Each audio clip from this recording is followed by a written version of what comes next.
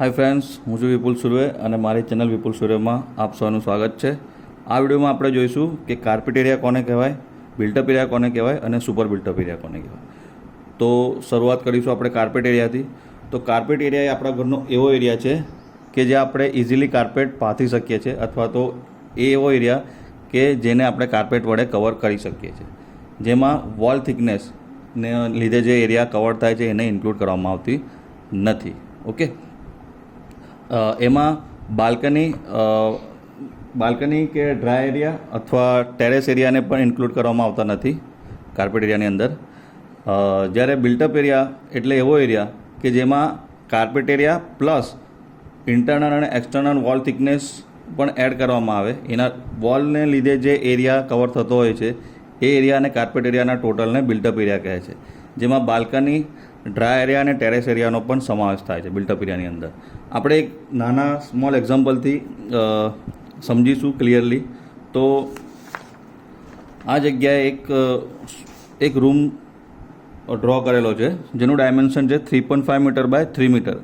આ in dimension છે. Okay, આ તમે જોઈ શકશો, જો વોલ થિકનેસ આપેલી છે, વોલ થિકનેસ છે 0.115 મીટર, એટલે 4.5 ઇંચની વોલ છે બંને સાઈડ, અને એ બેની વચ્ચેનું ડિસ્ટન્સ છે 3.5 મીટર હોરિઝોન્ટલ, અને વર્ટિકલ ડિસ્ટન્સ છે ઇન 3 મીટર.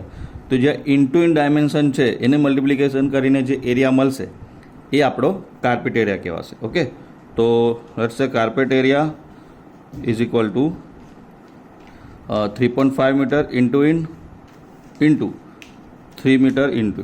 ઓકે, તો 3.5 બાય 3 એ આપણો એરિયા થશે 10.5 મીટર સ્ક્વેર, જે આપણો કાર્પેટ એરિયા કહેવાશે. ઓકે, નાવ બિલ્ટઅપ એરિયા. તો બિલ્ટઅપ એરિયા શું થશે કે ઇન ડાયમેન્શન તો છે જ, પ્લસ વોલ થિકનેસને લીધે જે એરિયા કવર થશે. તો આપણી વોલ થિકનેસ 0.115 આ સાઈડ, સેમ 0.115 આ સાઈડ. તો એ બંનેનું ટોટલ કરીને, તો આ ત્રણેયનું ટોટલ કરીને જે ડાયમેન્શન આવશે 3.73 મીટર.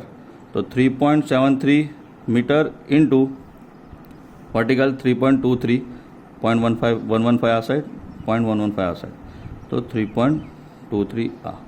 તો 3.73 ઇન્ટુ 3.23 આઉટ ઓફ ડાયમેન્શન, તો આપણો એરિયા મળશે 12.5 મીટર સ્ક્વેર. ઓકે, તો જે 10.5 મીટર સ્ક્વેર છે આ કેસમાં એ આપણો કાર્પેટ એરિયા થશે, અને 12.5 મીટર સ્ક્વેર છે એ આપણા આ કેસમાં બિલ્ટઅપ એરિયા થશે. આ જસ્ટ એક સમજવા માટે તમને નાનું ઉદાહરણ પૂરું પાડ્યું છે. કાર્પેટ એરિયાની અંદર હું તમને ફરીથી એકવાર જણાવી દઉં કે કાર્પેટ એરિયાની અંદર શું ઇન્ક્લુડ નથી હોતું, નોટ ઇન્ક્લુડેડ. તો ફર્સ્ટ આવશે બાલ્કની, સેકન્ડ આવશે ડ્રાય એરિયા, ઓકે, થર્ડ આવશે ટેરેસ એરિયા જો કોઈ હશે તો. આ ત્રણ એરિયા, અને મેઇનલી છે internal and external walls. Okay, જે તમને અહીં જોઈ શકાય છે.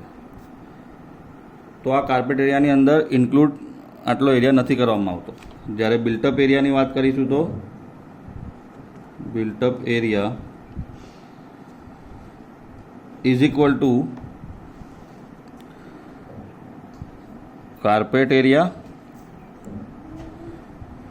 Plus internal and external walls plus balcony plus dry area plus terrace area.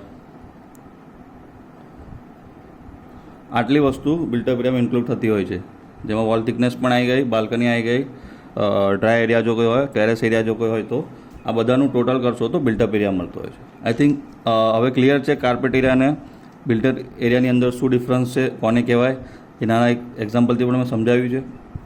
હવે વાત રહી સુપર બિલ્ટઅપ એરિયાની. તો સુપર બિલ્ટઅપ એરિયા કોને કહીશું? તો super built-up area is equal two built-up area plus common areas.